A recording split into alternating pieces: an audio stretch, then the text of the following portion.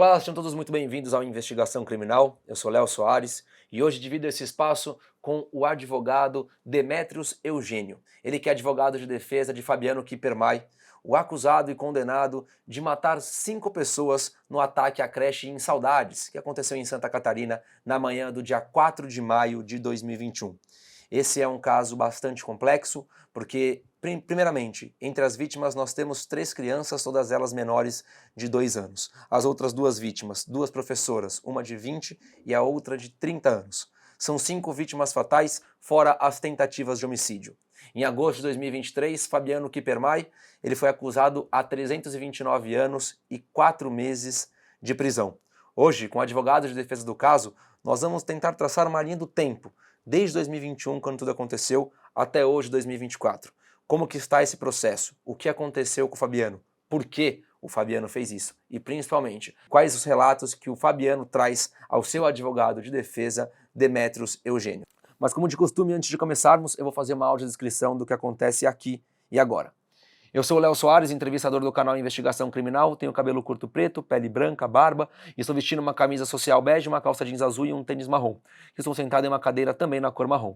No centro do nosso estúdio, uma mesinha com 2 canecas. Nosso convidado, advogado doutor Demetrios Eugênio Grappiglia, tem cabelo curto, grisalho, pele branca, está vestindo um conjunto social cinza, uma blusa social preta e uma gravata dourada. Ele está sentado em uma cadeira na cor marrom.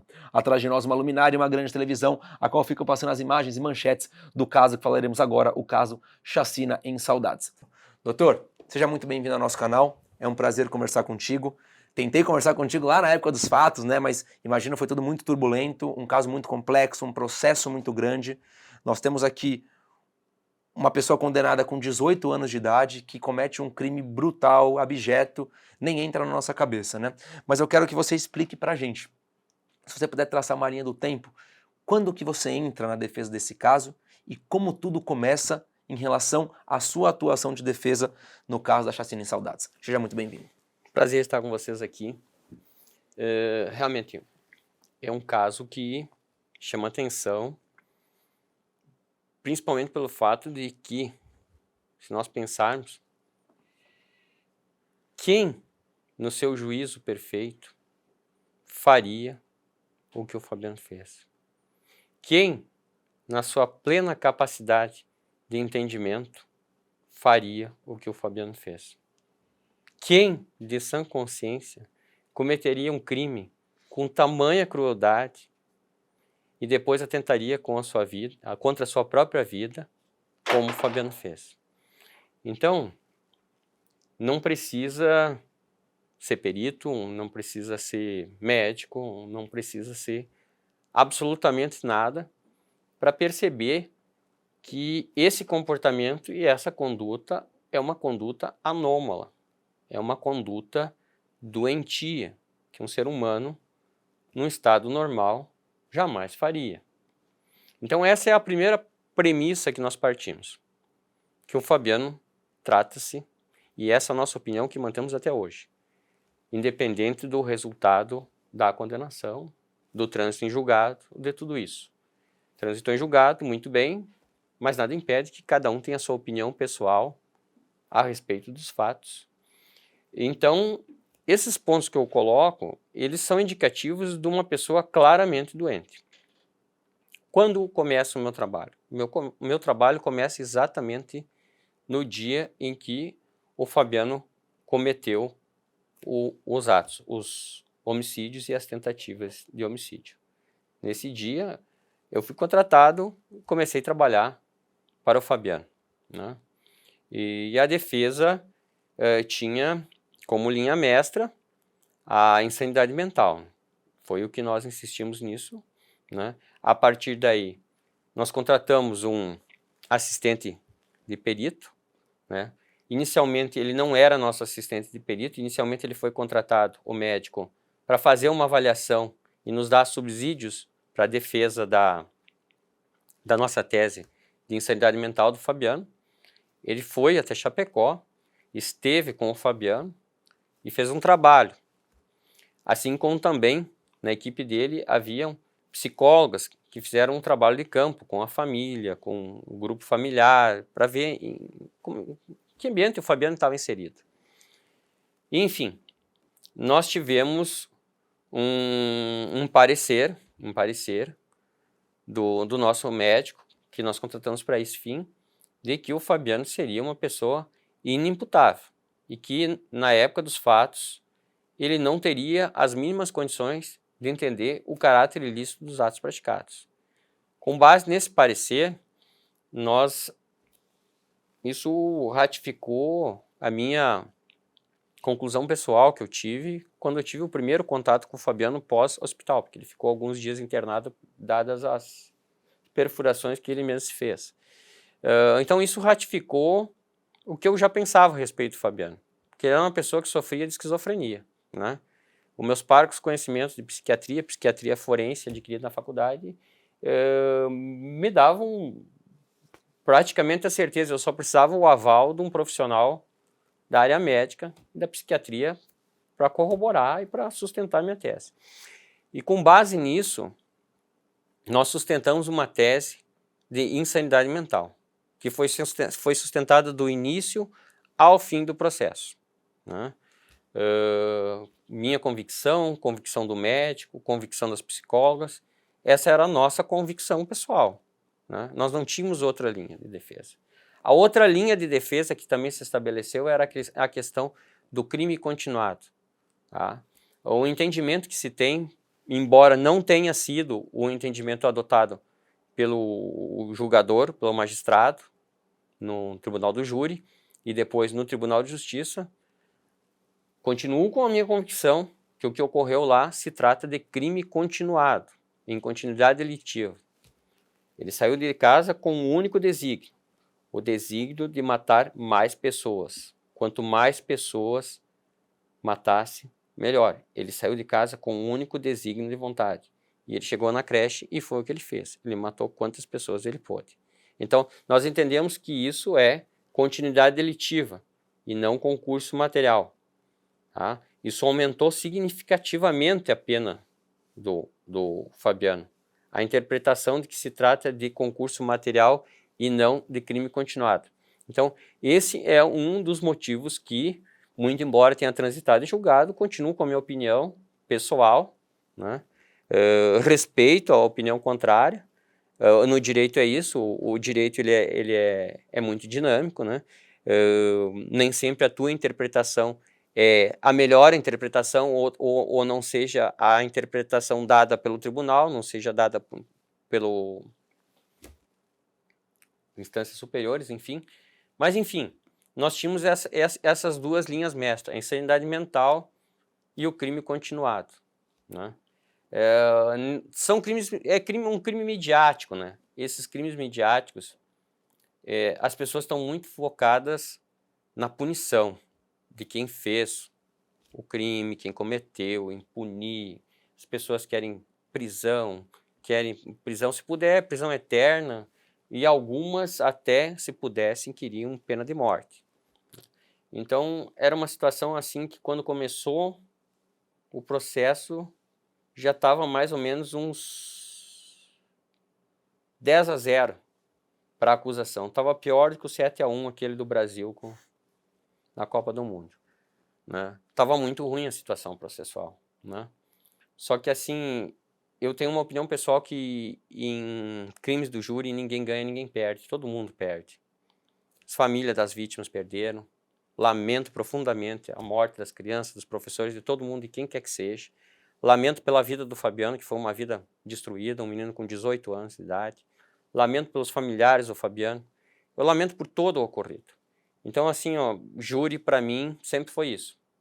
Não se ganha, não se perde. Absolveu, também não vai ficar bom para um lado. Condenou, não vai ficar bom para um lado. Então, o júri é uma coisa. O júri é onde se separa o homem dos meninos. Os homens dos meninos. Entendeu?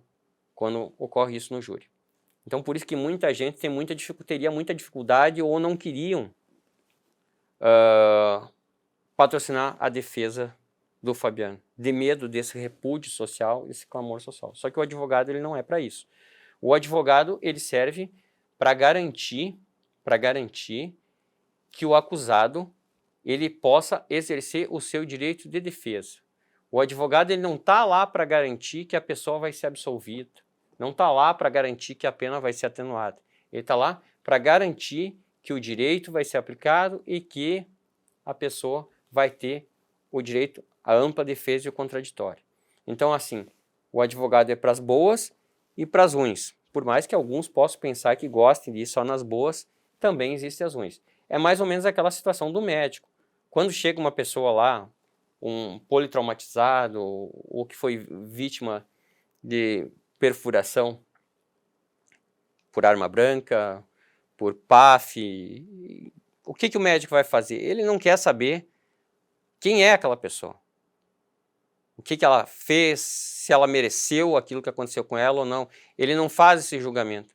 A função dele naquele momento é salvar a vida.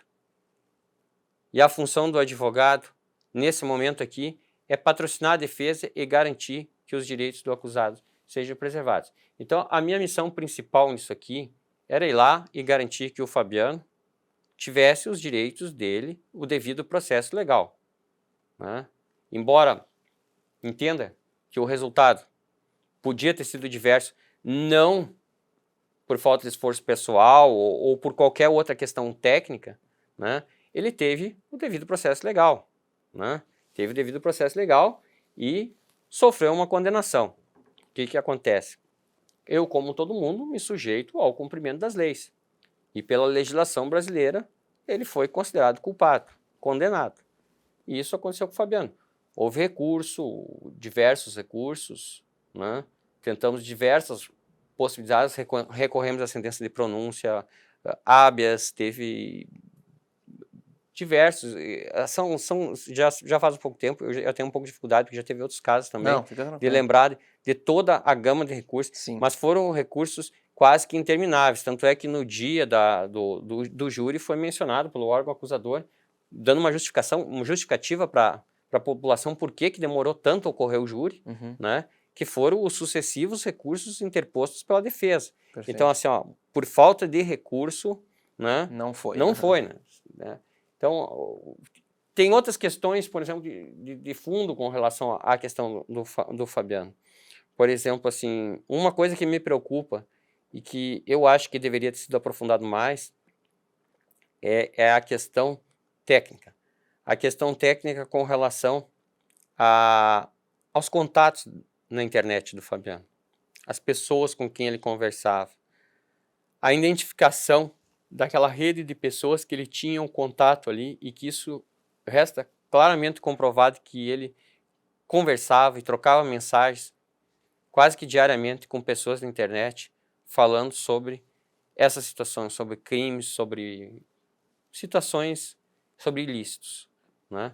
Então, assim, naquela época eu insisti bastante nisso, que isso devia ser investigado, que deveria se aplicar uma punição, se fosse o caso, mas que também não se deixasse impune as outras pessoas que instigaram o Fabiano e que conversavam com isso, ou que ao menos no mínimo sabiam que o Fabiano tinha algum problema e estava pensando em fazer alguma coisa errada, né? E que foram, que se calaram ou até instigaram ele.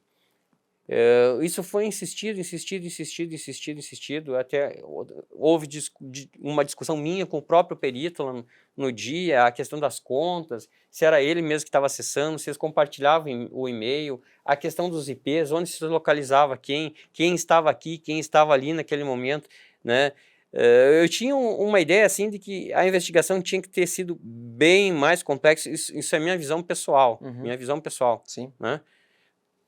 Na minha concepção, quando aquilo aconteceu, eu pensei, aconteceu uma vez, esses que ficaram livres e soltos e que ainda continuam postando os comentários agora nas postagens de rádio, televisão e coisa, e ainda fazendo piada, essas pessoas, né? Essas pessoas ficaram impunes, essas pessoas deveriam ser investigadas. E nada disso aconteceu, porque, não sei, assim, parecia desinteressante ir buscar essas outras pessoas. E para mim isso era o mais interessante, porque o Fabiano já estava preso. Então, as mortes já tinham ocorrido. Por mais lamentáveis que fossem, o mais importante era se prevenir que outras não acontecessem. E acho que essa parte entendo que essa parte foi uma parte assim que ficou a desejar no caso. A gente já falou bastante sobre isso, doutor, tocar essa parte da internet, né, meio cibernético, mas eu quero voltar um pouquinho na sua fala para você explicar para a gente o que significa esse crime continuado ao invés do concurso material e o que resultaria numa coisa ou outra. O que é isso? No crime continuado, as penas, o que acontece? Foram 5 homicídios e o promotor denunciou mais 14 tentativas. Perfeito. Então nós teríamos 19 crimes ao todo. Né? No concurso material, se soma o homicídio 1, o homicídio 2, o homicídio 3 e mais as 14 tentativas. São somadas as penas. Aplicou 10 anos no primeiro, 20 anos no primeiro, mais 20 no segundo, deu 40 até aqui, e vai somando. No concurso material, elas se somam, as penas. Perfeito. No concurso material. No crime continuado, aplica-se a pena do crime mais grave e pode ter um acréscimo dos demais, 2/3 da pena, mais 2/3 da pena pelos outros crimes. Então se aplicaria a pena mais grave, provavelmente de uma das crianças ali, com um acréscimo de pena, e a pena dele ficaria próximo a uns 40 anos de prisão, 50, vamos extrapolar 60 anos de prisão, entendeu? No crime continuado. E no crime material não, no crime material elas foram somadas e por isso que deu esse absurdo de 329 anos de prisão, né? Então isso transitou em julgado, é fato, né? Só que nós continuamos naquela, é uma questão de interpretação. É uma questão de interpretação, né? Houve uma interpretação a qual eu respeito, né? Mas não concordo, né? Isso é facultado. Então essa é a diferenciação entre o crime continuado e o concurso material. Por que nós entendemos que há o crime continuado? Porque consta, inclusive, na denúncia, que ele saiu de casa com o propósito de matar quanto mais pessoas possíveis. Quanto mais pessoas possível. Ele saiu. Então, o desígnio dele, qual é que era? O desígnio era matar pessoas. Quanto mais pessoas possíveis. Isso é um único desígnio. Se ele tivesse assim, ó, eu vou matar pessoas e depois eu vou jogar bola, eu vou jogar tênis, vou fazer coisa. Então, ele tinha 2 ou mais desígnios. O primeiro era matar as pessoas, o segundo desígnio dele era ir lá, jogar bola, tênis, teria outros desígnios. Não, ele saiu de casa com um único desígnio. Eu vou matar quanto mais pessoas possível. Então havia unidade de desígnios, matar pessoas. E daí o que acontece? Todos eles ocorreram nas mesmas situações de tempo, condição e local. Ou seja, ele entrou dentro da creche e praticou todos os crimes dentro da creche, ao mesmo tempo. Então, assim, ó, para mim, tem bem perfectibilizado ali a figura do crime continuado em relação às mortes, né? Vamos contar, Fabiano não é um inimputável, ele era imputável, pronto, chegamos a isso, tá? Que ele é imputável. Agora, na questão da pena, na pena, eu ainda continuo com a minha convicção de que isso se trata de crime continuado e não concurso material. Então, aí deu essa situação da pena exorbitante, só que isso nós ficamos assim, eu não diria que na subjetividade, né? Mas é que fica a critério do julgador interpretar se foi o crime material, a questão do desígnio, entender se ele tinha mais ou não desígnios e as condições. Então, há um subjetivismo assim, na interpretação disso, né? Sim. Se for ou não, né? Eu tenho a minha opinião pessoal e não abro mão dela. Para mim, indubitavelmente, tratou-se de crime continuado. Só que a interpretação que foi dada pelo julgador e depois confirmada pelo tribunal é contrária a essa tese. Então essa é uma tese, uma discussão que ela era importante de ser discutida, porque esses crimes começaram agora no Brasil. Nós já tivemos 2 situações, pelo menos aqui perto, em Santa Catarina, Saudades e depois Blumenau, e já houve outros, só que nas outras situações, o que difere esses 2 casos de Santa Catarina das demais que já ocorreram no Brasil? É que nos outros nós não tivemos um acusado, um executor vivo para aplicar a pena nele. porque ele ou morreu ou entrou em confronto, alguma coisa. Então, que restaram vivos desses ataques é o Fabiano e o de Blumenau. Então, essa questão assim, ó, de aplicar o direito no caso concreto, se esses crimes em série, assim, tipo o massacre da creche, são crime continuado ou são concurso material, eles foram enfrentados agora. Então, tu vai me dizer assim, qual é a jurisprudência nesse sentido? Como é que eu vou ter uma jurisprudência se eu tenho 2 casos e 2 pessoas que ficaram vivas? Eu tenho 2, e na época do Fabiano só tinha ele. Então, assim, na verdade, nós não tínhamos uma jurisprudência firmada no sentido de que se é concurso material ou se é crime continuado. Então, essa é a primeira decisão. Então, assim, pode ser que as próximas, tomara que nunca ocorra, rezo que isso nunca ocorra, desses crimes, esses tipos de massacres, Sim. Assim. E que vem acontecendo bastante. Que venham ocorrer, esses massacres em escola, tomara que não ocorra, repiso nisso, né? Mas essa discussão pode voltar. É crime continuado ou é concurso material, né? Então, essa é uma questão do ponto de vista técnico. E a outra questão era do ponto de vista da sanidade Que a mental. gente vai falar também. Né? Doutor, em relação à faca que ele utilizou, que na verdade era uma adaga, né? Parecia uma... Katana. Ela se chama katana. Se chama katana. Ela é uma lâmina comprida. Parece aquela lâmina de samurai aqui, Isso, parece? Exatamente. Ela se chama katana. Ela era grande? Grande. Perfeito. Katana. Essa arma, ele traz de casa, ele compra. De onde vem? Eu perguntei para ele se ele comprou, ele me disse que ele não comprou, que ele recebeu em casa. Só que assim, eu tenho que ter bem presente que quando eu estou conversando com ele, eu estou conversando com um doente, né? E isso ficou claro na nossa avaliação, né? Na nossa avaliação particular que nós fizemos, e inclusive não há como negar que o Fabiano seja um doente, porque o próprio laudo do IGP reconhece que ele é uma pessoa acometida de doença mental. O que deu diferença entre a nossa avaliação do nosso médico assistente parecer é quando começa essa patologia, essa doença, interferir na capacidade de discernimento do Fabiano. Na nossa avaliação, e daí eu me apego à avaliação do assistente técnico, ela já teria, quando ocorreram os fatos, o Fabiano já estava totalmente incapaz de entender os seus atos ilícitos e já era inimputável. Lá no dia 4 de maio de 2021 já era inimputável. Antes Embora ele exercesse normalmente a atividade dele, que ele fosse lá na DAS, onde ele trabalhava, ele já não tinha mais condições, ele já estava acometido, é uma doença degenerativa, né? Ele já estava sem condições. E o que há divergência é em relação aos laudos, que a interpretação do IGP do perito do IGP, é de que, sim, ele é doente, não resta dúvida que ele é doente. Mas naquela época o perito entendeu que naquela época, voltando à data do fato, ele entenderia os fatos e por isso ele seria imputável. Então houve essa divergência, que essa é uma seara, assim, que é uma seara mais do ponto de vista médico e que eu me ative a manter a linha do nosso assistente técnico e que ele entendeu que era sustentável a insanidade do Fabiano. Então, essa é uma seara mais médica. Né? Mas vamos lá.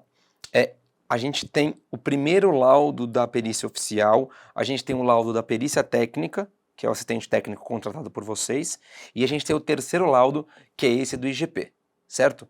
Esse do IGP dá uma esquizofrenia, como que é o nome que... Não, assim, o primeiro é um parecer.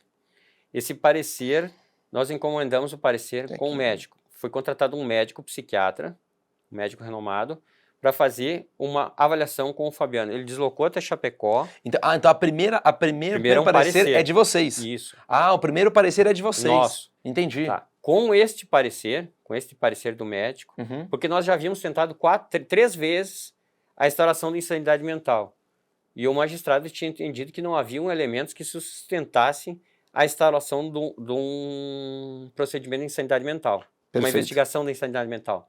E o que acontece? Quando nós tivemos o terceiro indeferido, contratamos o médico para fazer essa avaliação e houve a avaliação do médico no sentido de que ele era uma pessoa inimputável. E com isso, o magistrado se convenceu da necessidade de instauração do incidente de sanidade mental.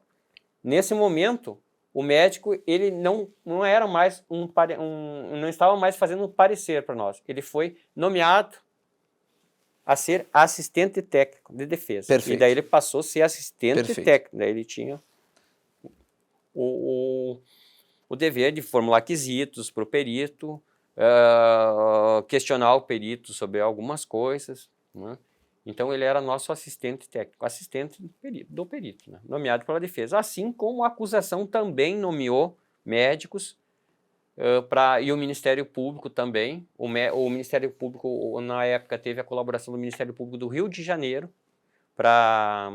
que designou peritos lá para serem assistentes de peritos, e mais um outro assistente que era nomeado da assistência de acusação. Então nós tínhamos 1, 2, 3, tinha 4, mais o médico, o perito oficial, tinham 4 profissionais envolvidos nisso, né?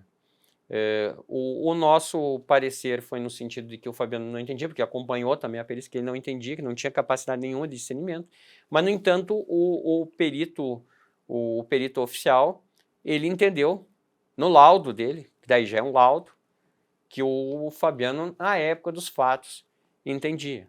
Então, essa é uma questão controversa, só que essa é uma questão controversa do ponto de vista médico. E essas questões do ponto de vista médico, eu me abstenho de discutir, porque, enfim, o médico que nós contratamos, que estava trabalhando junto com a defesa, ele compactua do que eu penso, que o Fabiano não... Que é o Dr. Eudi. Isso. Que é um baita de um profissional, Sim, inclusive Dr. parceiro Eudi. aqui do nosso canal. E ele também entendia que o Fabiano era inimputável, né? Pelo laudo dele, pelo parecer, né? O Fabiano seria inimputável. Os testes que ele fez, inclusive questionou a necessidade de mais exames para confirmar isso. Nós requeremos a realização de exames de neuroimagens que fazem parte de protocolos internacionais. Isso não foi deferido. O médico perito não concordou com a realização desses exames, disse que não havia necessidade, que ele já tinha formado a convicção dele sobre o Fabiano. Enfim, houve uma discussão técnica, da qual, nesse momento, o advogado de defesa não participa, que são só o perito e o assistente de perito, e eu sou um instrumento Sim. do que o nosso assistente entender. E nós sustentamos até o fim o que o nosso médico assistente havia entendido. Deixa eu ver se você consegue explicar isso aqui pra gente, já que você esteve ao lado do Eudi durante todo esse tempo, né, que o terceiro laudo, que foi feito pelo IGP, Instituto Geral de Perícias, concluiu que o acusado possuía um transtorno psicótico denominado esquizofrenia do tipo indiferenciada. Isso. O que significa isso, doutor? A questão da esquizofrenia indiferenciada, assim, o que difere do parecer do nosso, aqui é do parecer do nosso, salvo engano, veja, nós estamos já há 3 anos depois dos fatos, eu posso até me equivocar nos termos técnicos aqui, mas, salvo engano, a do nosso parecer, ela era esquizofrenia paranoide. É isso aí, esquizofrenia paranoide em comorbidade com dependência de jogo pela internet. Isso, a nossa então tinha isso, porque o Fabiano tinha também o transtorno dos jogos, né? Então, a nossa tinha isso, e a nossa concluía, quando eu digo, porque eu me afilio a do Dr. Eudi, né? Ela tinha esquizofrenia paranoide, transtorno por jogos, e que o Fabiano não entendia, à época dos fatos, o caráter ilícito dos atos praticados. Ou seja, seria inimputável e não iria para júri. Isso. Seria absolvição imprópria, o termo técnico.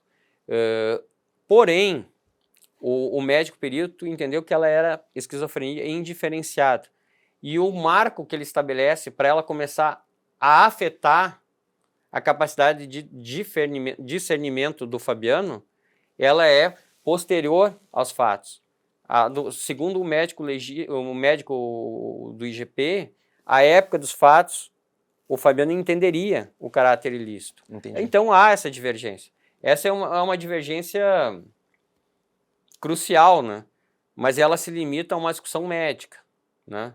É uma discussão médica, né? Assim como eu defendi uma tese, o doutor Eudi defendeu a tese dele de que o Fabiano seria inimputável.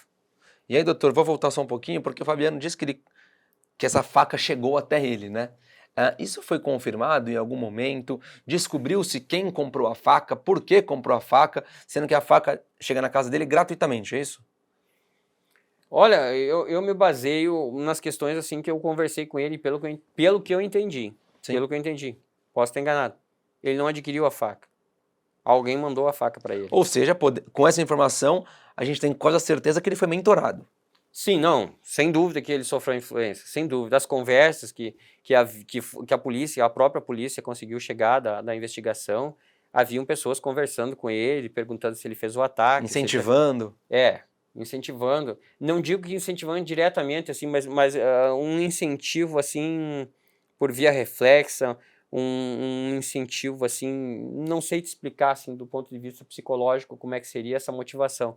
Mas haviam outras pessoas instigando. Tanto é que uma das minhas falas é que existem outras pessoas com as mãos manchadas de sangue e que deveria ter sido aprofundado. Isso é a minha visão pessoal dos fatos, que deveria ser aprofundado na investigação do ponto de vista no campo cibernético também. Os contatos do Fabiano, a questão da conta, a localização geográfica dos IPs, aonde estavam, em que momento aquele IP foi acessado, em que momento aquela conta, aquela coisa foi logada, aonde ela estava logada.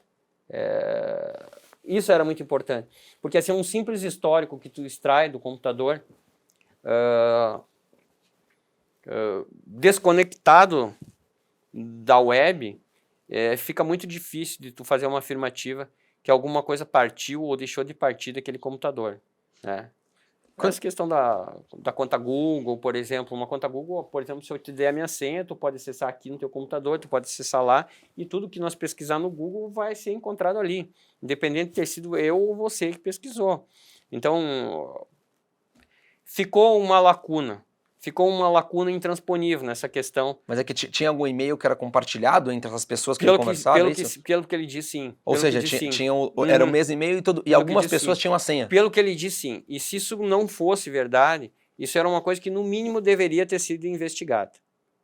Se ele estava ou não falando a verdade, vamos supor que ele não estivesse falando a verdade do compartilhamento das contas, vamos supor que isso não fosse verdade, que isso fosse um delírio, que fosse qualquer coisa.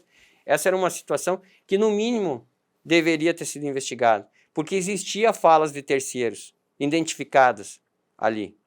Existiam falas de terceiros, então, por óbvio, existiam outras pessoas. Com certeza. Então essa questão deveria ter sido aprofundada, né? Houve a punição, o Fabiano pegou 329 anos, mas tenho uma certeza, tem pessoas que participaram disso, não digo que diretamente, indiretamente ou quase que diretamente, e que não pegaram 1 minuto de condenação.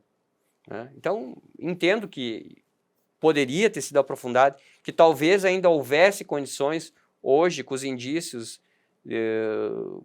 de se identificar mais pessoas com relação a isso. E eu, na época, quando eu fui entrevistado, eu bati bastante nessa tecla. É muito importante identificar as pessoas que estão por trás disso também, porque podem estar incentivando novos ataques, isso pode vir a acontecer de novo. Isso é muito, muito, muito cruel. É muito cruel. Né? Às vezes, assim, eu fico olhando uma visão imparcial. Eu não sei se nós considerar assim que quem executa não é talvez menos culpado do que quem incentiva. Não, porque às vezes quem incentiva tem capacidade de discernimento, de ver que aquilo não é certo, e a pessoa que está executando é um transtornado, que qualquer um vê que é um transtornado. Né? Então... E se a gente pegar vários crimes aqui, a gente está bastante nisso, né? Do Discord, esses crimes que acontecem dentro das plataformas, o modus operandi é realmente esse. Pessoas incentivando, pessoas alimentando, pessoas mentorando os agressores.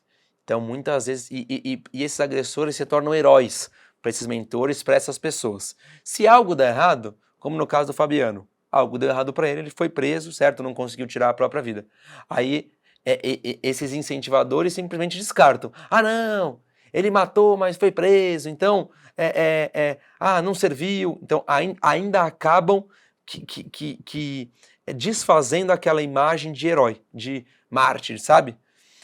Isso é muito complicado. Inclusive, há indícios, como você trouxe aqui, de que o Fabiano foi mentorado, foi incentivado, foi alimentado a produzir esse ataque cruel, nessa chacina que aconteceu em Saudades. E aí, doutor, eu vou te fazer uma outra pergunta, tá? Quando você senta com o Fabiano e conversa com ele te diz o porquê que ele fez isso? Só voltando um pouquinho, assim, ó, a questão das plataformas, assim, todas as plataformas são problemas. Todas? Todas as Todas. plataformas. Eu não atribuo assim a Discord, a YouTube, a Instagram, a Facebook. Eu não atribuo a uma, eu não atribuo às plataformas. Porque nenhuma plataforma estaria salvo de alguém entrar lá e fazer Sim, esse tipo de coisa. Assim, ó. perfeito. Então, assim, ó, eu não generalizo as plataformas e assim, quero crer que nenhuma delas compactua com isso, né? Então, assim, essa situação. A questão do Fabiano, por exemplo. Veja que o Fabiano, ele não tinha Pix. Aliás, o Pix nem, não tinha, eu acho que não tinha começado, mas enfim, ele não tinha cartão de crédito, ele não tinha cartão de débito, ele não tinha nada disso. Se ele comprou a faca pelo correio, comprou alguma coisa, o único meio de pagamento era boleto bancário. Não fica muito difícil de tu fazer uma investigação e localizar aonde foi pago o boleto bancário. E isso ninguém foi atrás. Eu não sei por que isso era desinteressante pesquisar como foi pago a faca. De que forma foi paga a faca. Aí vai dizer, ele disse que comprou a faca, ele disse que comprou. Mas isso é uma coisa muito vaga. Por uma hora ele diz uma coisa, outra hora ele diz outra. E nós temos que ter ciência que nós estamos falando com uma pessoa doente. Ele é uma pessoa doente. Então eu não posso, por exemplo, se ele me disser que ele comprou uma bomba aqui agora, eu acreditar que ele comprou uma bomba. Se ele chegar para mim e disser assim, eu comprei, passei ali na loja da Lamborghini, agora gostei de uma Lamborghini laranja lá, eu comprei uma Lamborghini, eu não posso acreditar nisso, né? Em tudo que ele fala. E assim, tem situações que eu não estava junto com ele. Tem falas que dizem que são dele, mas que eu não estava junto com ele. Então eu não posso dizer nem que não são verdadeiras, como também eu não posso afirmar que são verdadeiras, porque eu não estava junto com ele em algumas falas, né? Então assim, ele disse, ele já tinha contado. Eu só posso falar daquelas coisas que eu vi ele contando, né? As coisas que colocaram lá e que eu não estava presente, eu nem duvido e nem acredito. Sou cético. Sim. Apenas isso, né? Mas com relação à próxima pergunta, do que eu te interrompi... Do que ele te falou, né? O que quando você conversou com ele, o que ele te fala? Ele te diz por que ele fez isso? O que ele me fala sinceramente é que ele saiu de casa com vontade de matar quanto mais pessoas possíveis. Que era isso que ele tinha vontade, de matar mais pessoas possíveis. Que ele saiu de casa naquele dia, deu vontade de matar mais pessoas, ele pegou a faca que tinha chegado, que ele já tinha conversado essas coisas, já pensou, né? E que ele saiu com vontade de matar quanto mais pessoas possível. E por que aquela creche, doutor? Daí assim, mas então ele premeditou, porque ele pensou, ele pôde pensar em fazer... Talvez sim. Só que eu atribuo isso, eu não vejo isso desassociado da doença dele. Da doença, porque só o fato de eu estar aqui pensando, vou lá cortar o pescoço das pessoas, vou lá matar pessoas, vou lá num determinado lugar, vou fazer uma chacina, vou fazer isso, vou fazer aquilo. Só o fato de eu já estar pensando isso, só de estar pensando, mesmo que seja uma premeditação, eu não excluo essa premeditação e esse pensamento da doença, porque uma coisa está atrelada à outra. Se eu não fosse uma pessoa doente, eu jamais ia estar com pensamentos doentes. Então, esses pensamentos doentes eles estão intimamente atrelados à patologia dele. Então, é isso que muda. As pessoas dizem, ele premeditou, ele passou 10 meses premeditando o crime, ele passou 10 meses fazendo isso, né? Aí eu te digo assim, e ele não estava 10 meses doente? Esses pensamentos não eram pensamentos doentes? A pessoa que tem esses pensamentos já não estava doente? Se eu estou há 10 meses pensando em fazer uma coisa dessa, eu já não estou 10 meses adoentado? E daí o dia que eu faço, claro, daí é o auge vamos supor que o surto, a hora que teve o surto psicótico, que foi lá e cometeu aquilo que já vinha planejando. Mas eu não consigo desassociar aquilo da doença. Então, ali começa a divergência com relação a onde começa o marco inicial de entendi ou não entendi. Ali que começa a ficar complexa a E como situação. que era a relação dele em casa com os familiares? Pai, mãe? A relação dele em casa era complicada. O Fabiano, ele era introvertido, ele era, como é que comportamento esquizoide, do ponto de vista psiquiátrico, explicando. Comportamento esquizoide, ficava fechado no quarto, não queria saber de amigos, não tinha relação com ninguém, jogos, mal falava com o pai, mal falava com a mãe, entendeu? Saía, pegava a bicicleta, ia para o trabalho, voltava, ia para casa, colégio. Um comportamento completamente atípico de um menino da idade dele, assim. Um comportamento esquizoide, esquisito. E ele estudava, trabalhava? Estudava, trabalhava na DAS. A DAS, para contextualizar, a DAS é a detentora, salvo engano, das marcas Fila e Umbro aqui no Brasil. Tá. Então, essas roupas da Fila, da Umbro, são duas feitas. E o Fabiano, ele trabalhava no bordado, na parte de bordado. Ele operava uma máquina que bordava o logo da marca. O símbolo, né? Ele fazia isso, ele parece que trabalhava na parte do bordado. E na empresa era tudo bem? Eu não sei o que é bem, né? Assim, não tinha relatos de agressão? Não, uma isso pessoa não. violenta? Não, isso não, realmente não tinha relatos. Mas assim, bem para mim, por exemplo, numa empresa é aquele que chega e diz bom dia, que sorri, que tem empatia, que demonstra empatia. Isso é uma pessoa que você vê que também. Agora, aquele sujeito que ele entra e sai mudo e calado, todos os dias, que passa, não fala com ninguém, só vai lá, liga a máquina que nem um robô. Então, assim, ó, isso ele não precisava estar com a sanidade mental dele muito boa para exercer esse tipo de atividade. Era uma coisa que, né, com todo respeito a quem exerce a profissão, ele não precisava de uma capacidade intelectual muito grande para fazer a atividade que ele desenvolvia. Então, ele diz assim, mas como é que não comprometeu a capacidade de trabalho dele lá na empresa, lá na DAS? Claro, né? Não comprometeu porque a atividade que ele exercia lá era uma atividade que não demandava intelecto, né? Ele simplesmente operava, com todo respeito a quem exerce essa profissão. Sim. Né? Mas ele não é uma atividade que demandava um intelecto para fazer o que ele fazia. Então, por que não comprometeu lá? Por esse motivo, né? E ele ia normal, mas só que ele tinha essa particularidade, o comportamento esquizoide, esquisito que ele tinha em casa, ele tinha também no trabalho. E o pai e a mãe? Ele morava com o pai e com a mãe? O pai e a mãe. Ele morava com os pais? Sim, morava com os pais. Dentro de casa, ele tinha alguns sinais de uma pessoa violenta, uma pessoa agressiva? Não, só esse comportamento. Só esse comportamento mais anulado, assim? É isso, assim. Era uma incógnita, né? Ele me relata questões relativas ao bullying na escola, né? Problemas com bullying, né? Problemas com bullying, tanto é que eu disse, esses que praticaram bullying com o Fabiano, muito embora não tenham participação direta nisso, podem ter contribuído indiretamente e também ter as mãos sujas de sangue, né? Então ele refere bullying na escola, ele cita nome de pessoas, né, que teriam praticado bullying com ele, diversas situações. Ele refere a diretora da escola, que uma vez ele foi reclamar com ela, contar o que estavam fazendo com ele, e ela teria achado até engraçado, e não teria feito nada, teria ficado omisso. Isso são palavras que ele teria falado, né?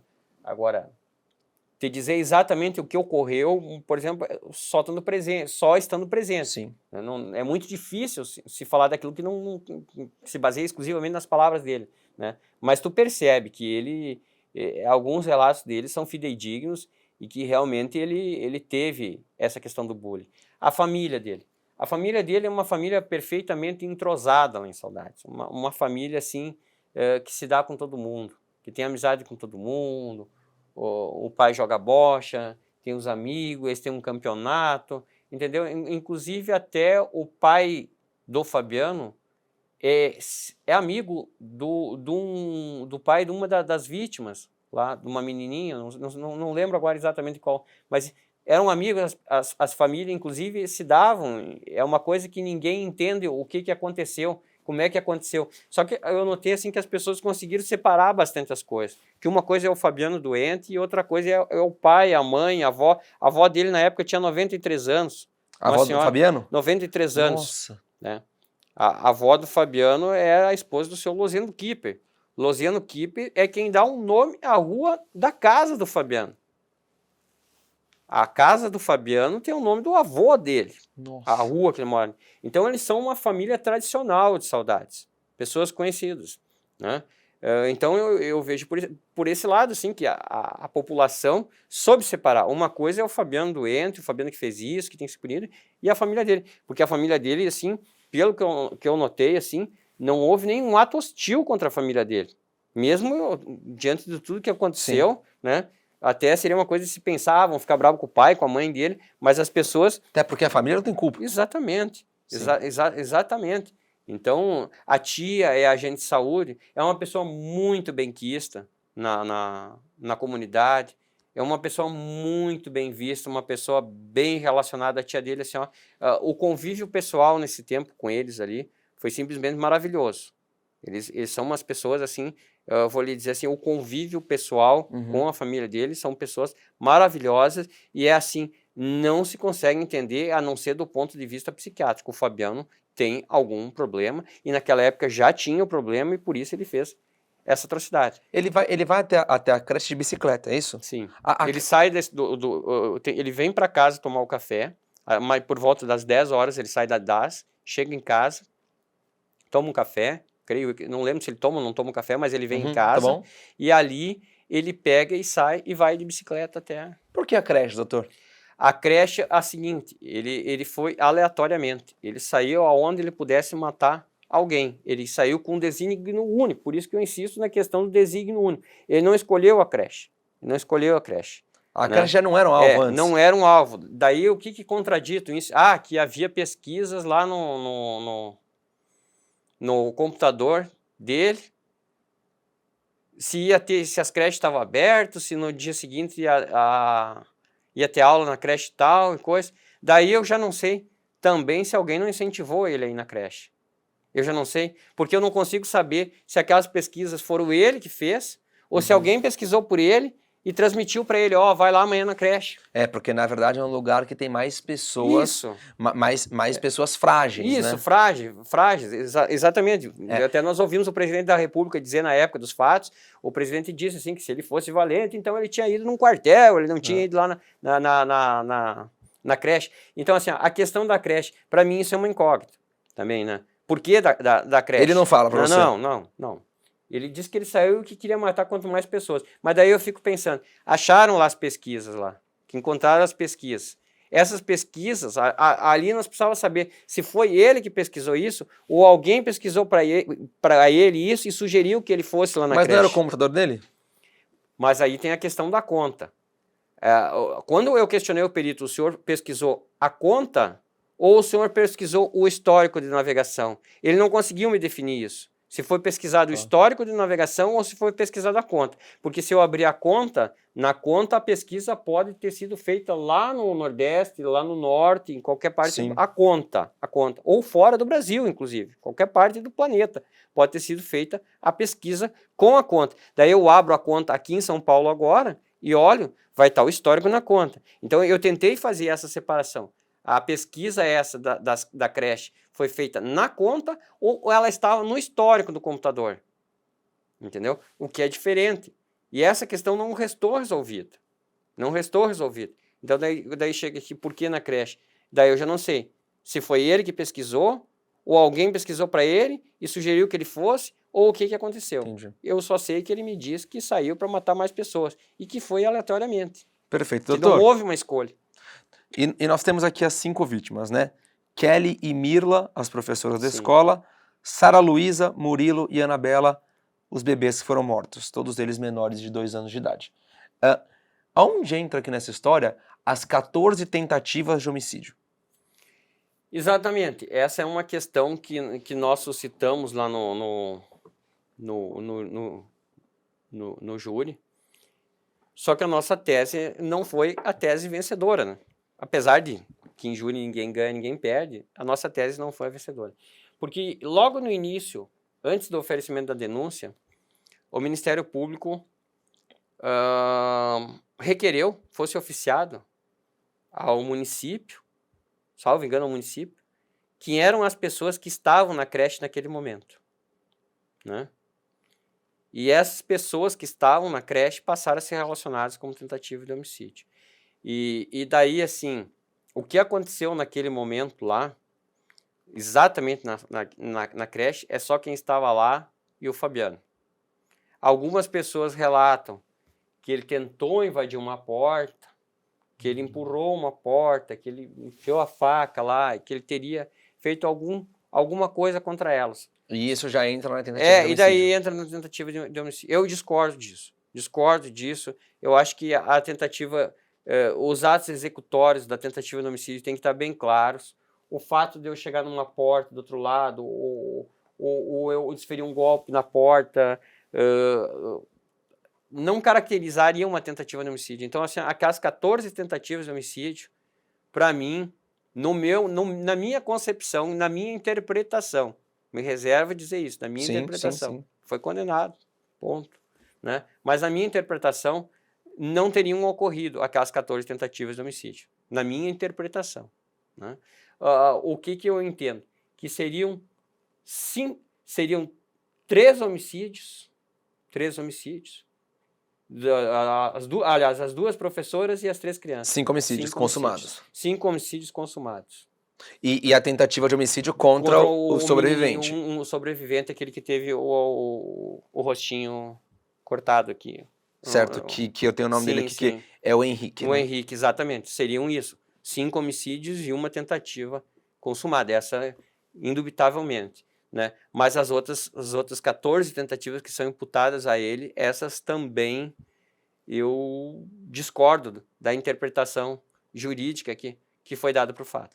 Perfeito, doutor. Tem um outro fato aqui, que em agosto de 2023 ele foi condenado aos 329 anos e 4 meses de prisão, mais especificamente no dia 9 de agosto, né, saiu a condenação, e junto com a condenação, além dessas penas, ele precisa indenizar as famílias da seguinte forma: R$500 mil para a família de cada vítima que morreu, ou seja, para a família de 5 vítimas, 400 mil para a família de cada criança ferida que sobreviveu, então para a família de uma criança que é um sobrevivente, e 40 mil para cada tentativa de homicídio. Quando a gente pega todo esse bolo de dinheiro, a gente está falando aí mais de 3 milhões de reais. Ele vai ter que pagar isso em algum momento, uma vez que nós já temos o processo transitado e julgado? Na verdade, o que ocorre? Existe previsão legal para isso. A previsão legal, isso não é novidade. O magistrado fixar na sentença condenatória um valor indenizatório para os familiares das vítimas, ou das vítimas, né? No caso de um deles ali sobreviveu. Né? Então, isso é possível, plenamente possível, do ponto de vista jurídico. O que nós divergimos nisso é da proporcionalidade e a capacidade econômica do réu.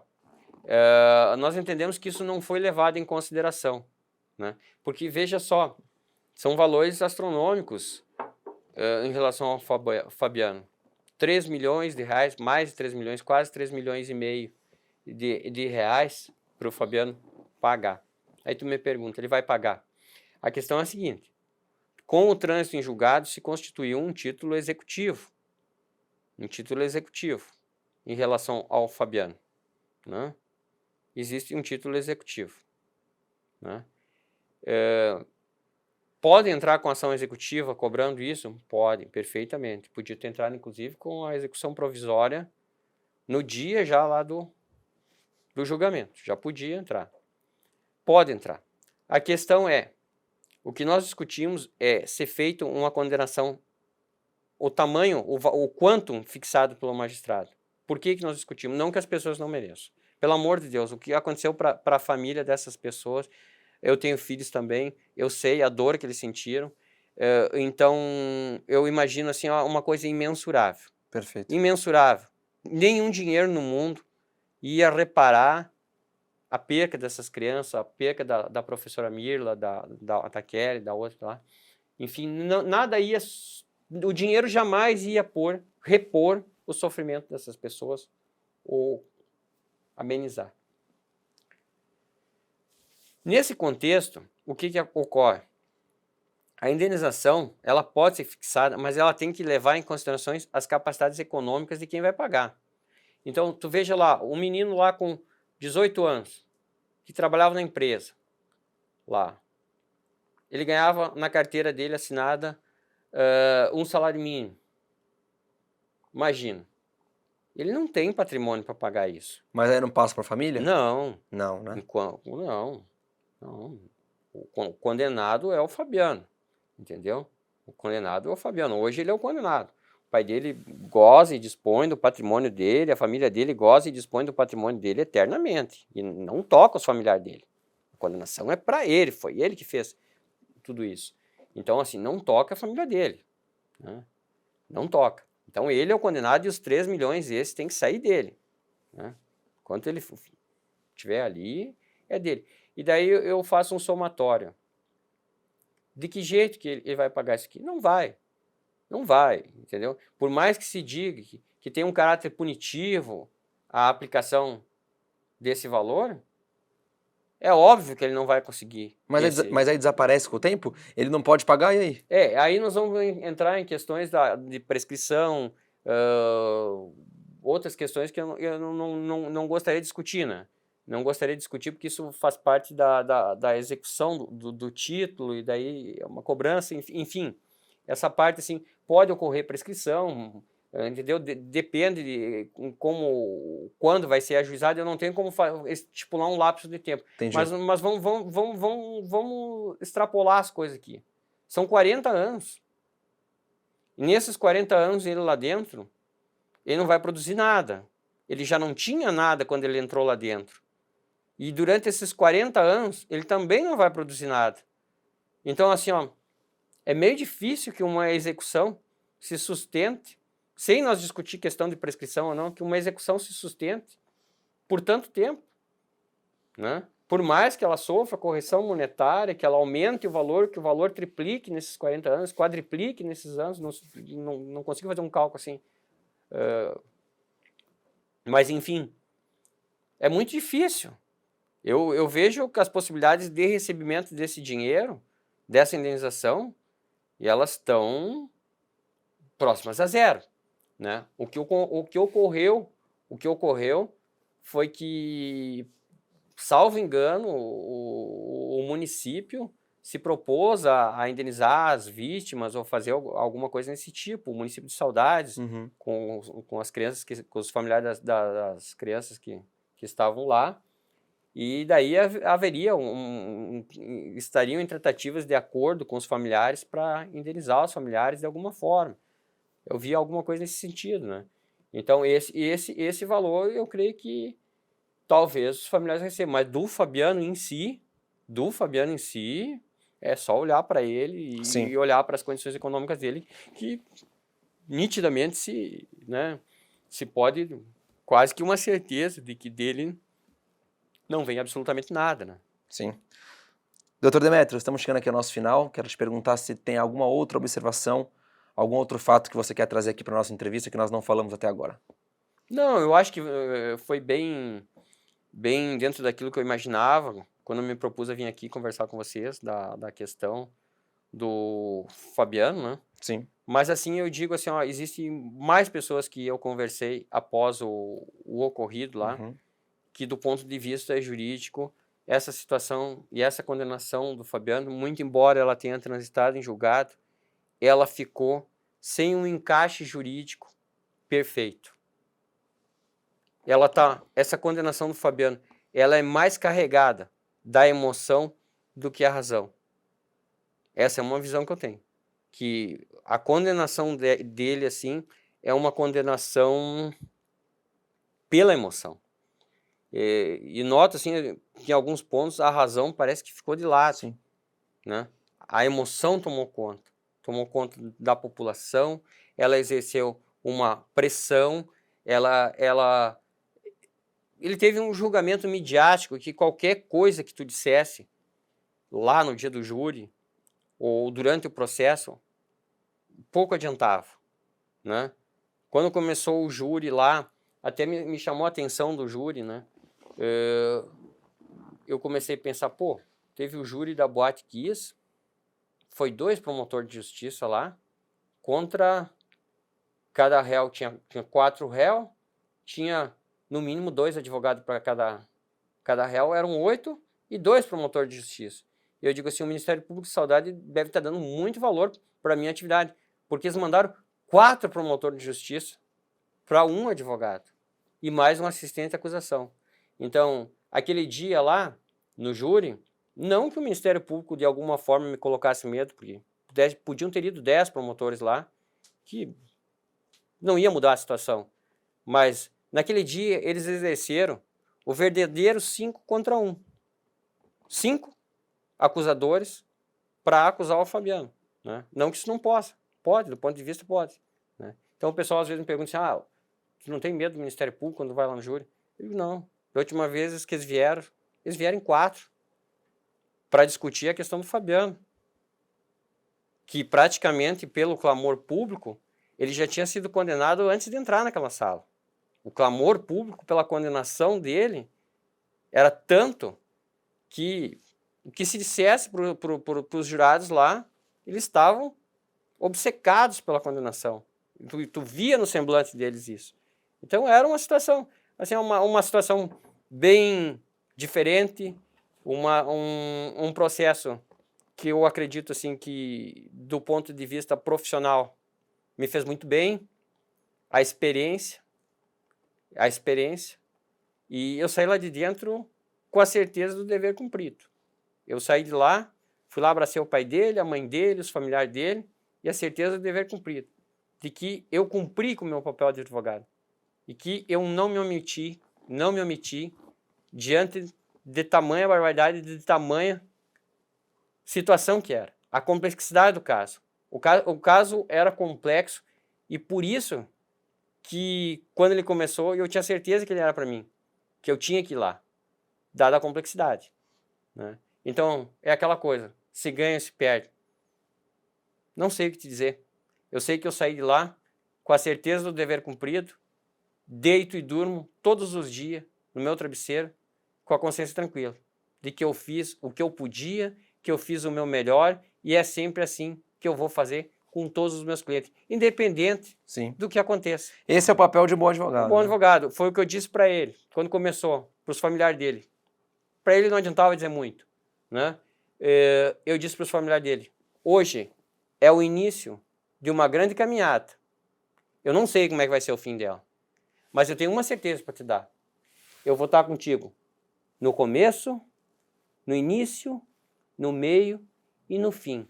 Tu pode ter certeza que eu vou estar sempre junto contigo, independente do que vai acontecer, independente do que vão falar. E foi o que eu fiz. Eu exerci a minha função de advogado. Doutor Demetrios, muito obrigado pela sua participação. Nosso canal aqui está de portas abertas para receber novamente. Eu que agradeço. Gente, hoje eu conversei com o Dr. Demetrios Eugênio Grapiglia, ele que é o advogado de defesa do Fabiano Kippermay, o jovem que em 2021 tinha 18 anos e foi condenado a mais de 329 anos de prisão por 19 crimes, 5 homicídios consumados e 14 homicídios tentados. Todos esses crimes são resultados da chacina que aconteceu em Saudades, em Santa Catarina, no dia 4 de maio de 2021 e transformou para sempre a vida daquele município e a vida daquelas pessoas. Hoje nós podemos dizer para os familiares que perderam seus filhos, perderam seus entes queridos, porque nós também temos as professoras aí vítimas desse ataque, que são 3 anos de saudades, não é mesmo? O caso aconteceu em 2021, hoje nós estamos em 2024 e recebemos aqui todas as considerações do advogado de defesa que nos explicou quais foram as teorias, as teses defensivas e tudo o que perpetuou durante esses anos de não só de julgamento, mas principalmente da prisão do Fabiano, dessa caminhada judicial, dessa caminhada do processo para chegarmos até hoje em um caso que já está transitado em julgado. Então, Fabiano Kippermay foi condenado a mais de 329 anos de prisão. É bom a gente ressaltar que ele está preso desde o dia 4 de maio de 2021. Ele foi preso em flagrante e não saiu da cadeia desde então. Qualquer atualização desse caso, que é um caso muito complexo, um caso extremo, nós traremos para vocês. Muito obrigado pela participação de todos. Nossas redes sociais ficam à disposição, assim como nosso e-mail ic@medialand.com.br. Eu fico por aqui e vejo vocês no próximo Investigação Criminal. Um abraço e até lá. Tchau, tchau.